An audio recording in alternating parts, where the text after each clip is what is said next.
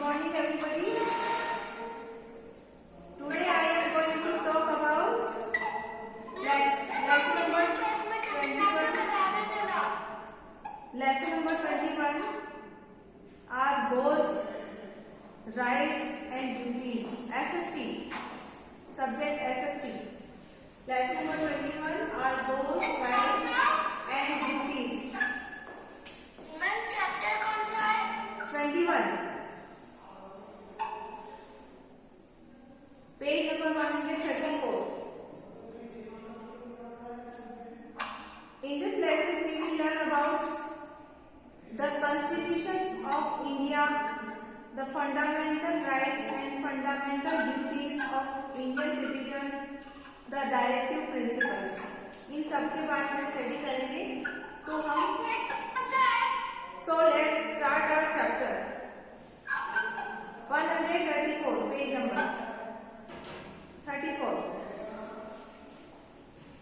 India gained Independence on 15th August 1947. Don't disturb me. अपनी आवाज बंद रखिए. India gained Independence on 15th August 1947.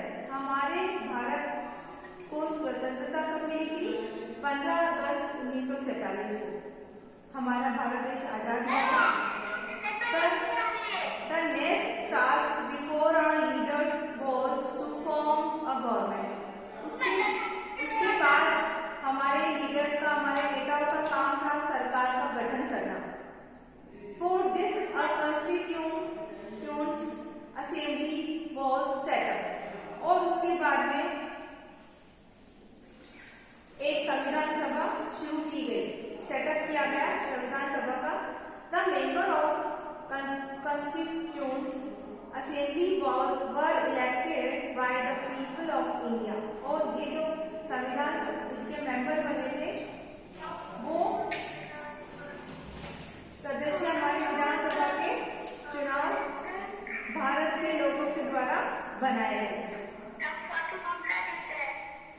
Yes. These members form a constitution for the country. ये member हमारे भारतीय संविधान की एक फ्रेम बनाने के लिए बनाए गए थे. Which was enforced on 26 जनवरी 1950. जो कि हमारा भारत का संविधान लागू हुआ था कब? 26 जनवरी 1950. It defined the goal, right and duties of the Indian citizen. और ये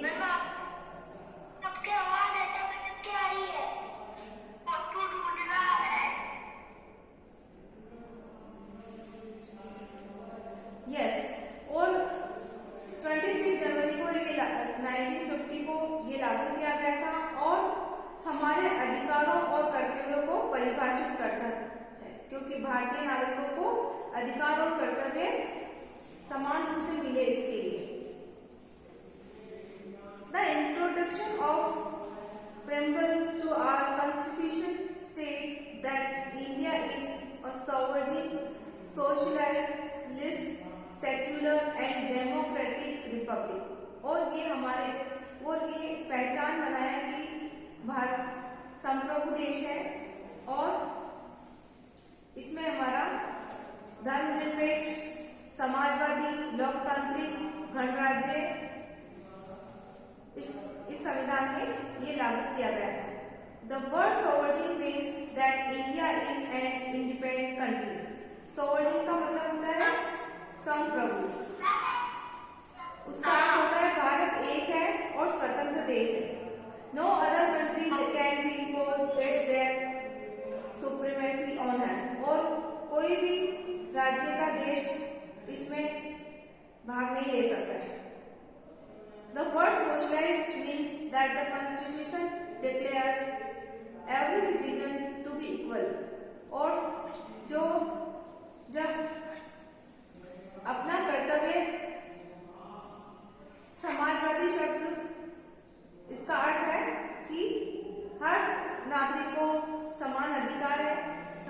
अधिकार दिए गए हैं। Equal opportunities and are given to all Indian citizen, और हर किसी नागरिक को, भारतीय नागरिक को ये मौका दिया गया है, समान रूप से मौका दिया गया है। द वर्ड सेक्युलर मीन्स होता है धर्मनिरपेक्ष। The word secular means that all religion are giving equal importance. The word secular का मीनिंग है कि पूरे धर्म समान रूप से एक है, सभी को समान अधिकार दिया जाए। Every person is free to follow his her own religion, और हर व्यक्ति को यह अधिकार है कि वो अपना धर्म फ्री रूप से फॉलो कर सके। Democratic means that India has a democratic form of government. Democratic का मतलब होता है लोकतांत्रिक, और वो उसका मीनिंग होता है कि means that India has democratic form of government, यानी जो हमारा डेमोक्रेटिक जो लोकतांत्रिक है वो हम उसके द्वारा हमारी सरकार चल सके। It means that people choose their own government. इसका मतलब है कि जो लोग हैं वो अपनी गवर्नमेंट खुद चुन सकते हैं।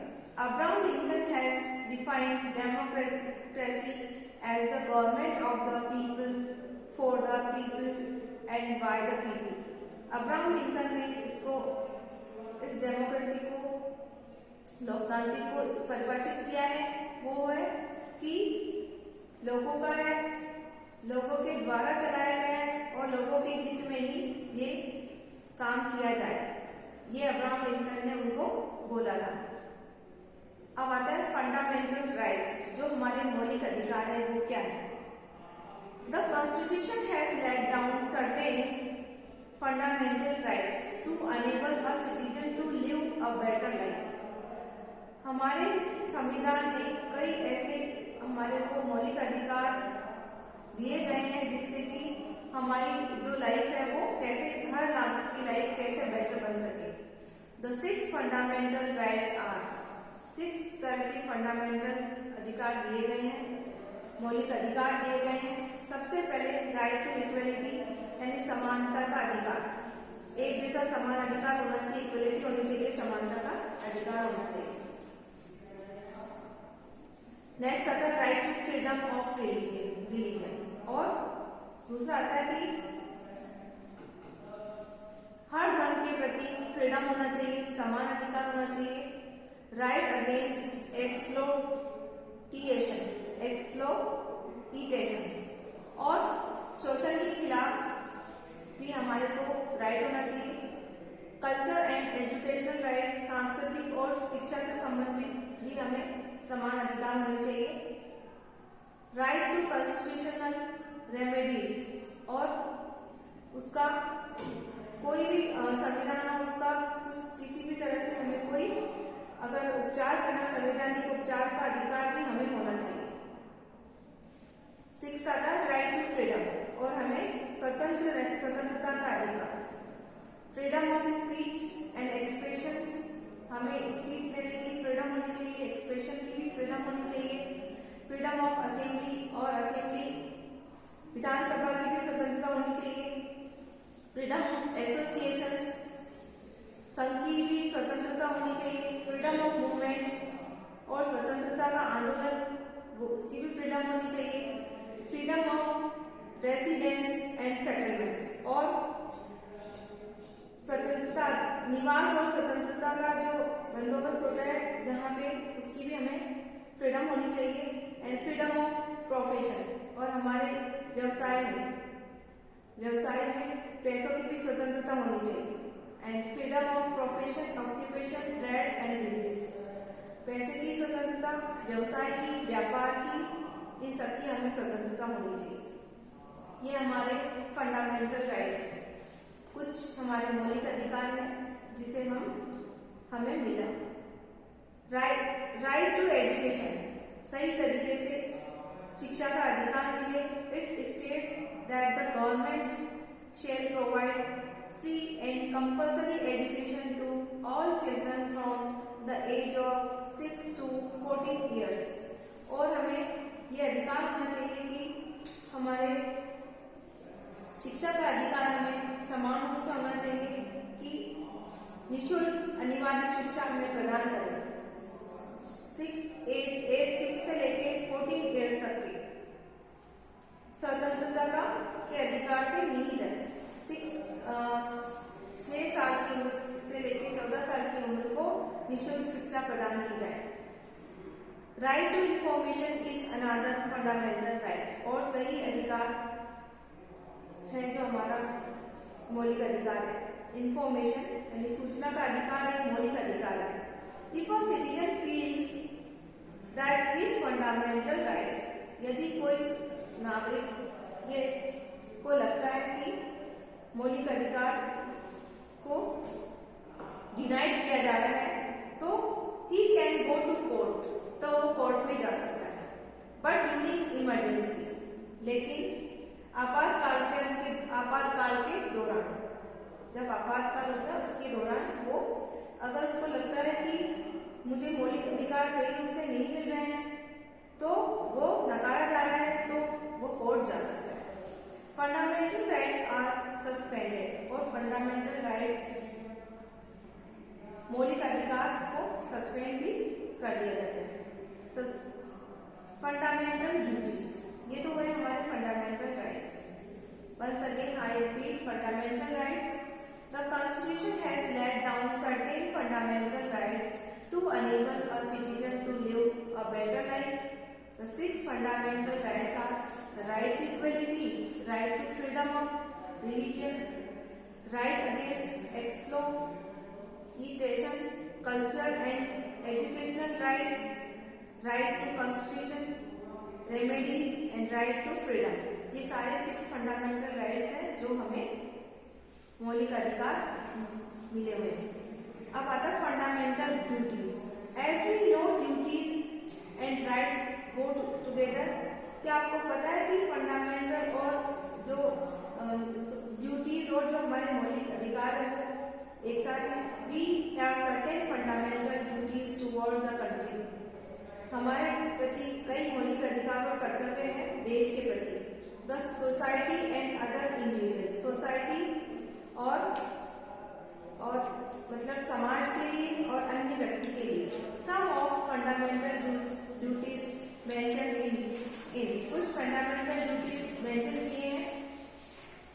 सबसे पहले आता है first, we should follow the rules laid down in the constitution and respect the national flag and the national anthem. और हमें फॉलो करना चाहिए रूल्स जो भी हमारे संविधान ने हमारे लिए लागू किए हैं, उस संविधान के नियमों को पालन करना चाहिए। रेस्पेक्ट, हमारे नेशनल फ्लैग और नेशनल एंथम के प्रति हमें पूरा रेस्पेक्ट करना चाहिए, आदर करना चाहिए। All citizen must help to keep the country united. सभी नागरिक को सरकार की मदद करनी चाहिए। और जब भी all the citizen must help the government when the country is in danger. जब भी हमें हमारा पूरा अधिकार है कि जब भी देश हमारा मुसीबत में आए तब हमें पूरा मदद करनी चाहिए, उसकी हेल्प करनी चाहिए। All citizen should promote the spirit of harmony and common brotherhood. और सभी नागरिकों को भावना और को बढ़ावा देना चाहिए और सामान्य भाईचारा निभाना चाहिए। All citizen should promote the we should take care of our national environment. और हमारे नेशनल एनवायरनमेंट को भी ध्यान रखना चाहिए। We should avoid violence and protect public property. हमें हिंसक प्रवृत्तियों को रोकना चाहिए, अवॉइड करनी चाहिए और हमारी पब्लिक प्रॉपर्टी को हमें बचाना चाहिए। We should value and help to preserve the rich heritage of our culture. और हमें हमारे देश में जो भी कल्चर हेरिटेज, हमारे धार्मिक और जो सांस्कृतिक जो हमारे देश में है, वो सब हमें प्रिजर्व करना चाहिए, बचाना चाहिए। Next, directive principles. Certain directive principles are also laid in our constitution. कई हमारे ऐसे सिद्धांत, डायरेक्टिव प्रिंसिपल भी रखे गए हैं हमारे संविधान के प्रति। They give the guidelines which the government should be follow. वो हमें जो गवर्नमेंट जो हमें गाइडलाइन देती है उसके अकॉर्डिंग हमें फॉलो करनी चाहिए। Some of the directive principles are, कुछ ऐसे हमारे सिद्धांत हैं जो कि हम लीड करेंगे। The first, the government should provide better living condition for their citizen. The government को चाहिए कि हमें हमारे हर नागरिक को हमारी कंडीशन सुधारने के लिए हमें अच्छे से अच्छे साधन प्रोवाइड करने चाहिए। It should provide employment to all man and women, और सबको रोजगार के साधन मैन और वुमेन को दिलाने चाहिए। The government should provide education for children up to the age of 14 years, और गवर्नमेंट को शिक्षा प्रदान करनी चाहिए अप टू 14 ईयर्स एज के चिल्ड्रन बच्चों को गवर्नमेंट अच्छी एजुकेशन प्रदान करे।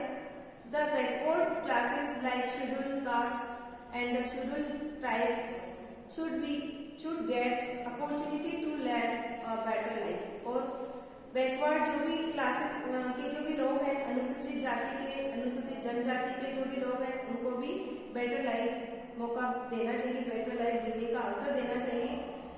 द फिफ्थ नंबर है, the government should ensure that none of its citizen is being exploited, और जो भी गवर्नमेंट को चाहिए कि सुनिश्चित कर लेना चाहिए, इंश्योर कर लेना चाहिए कि किसी भी नागरिक का कोई शोषण ना हो।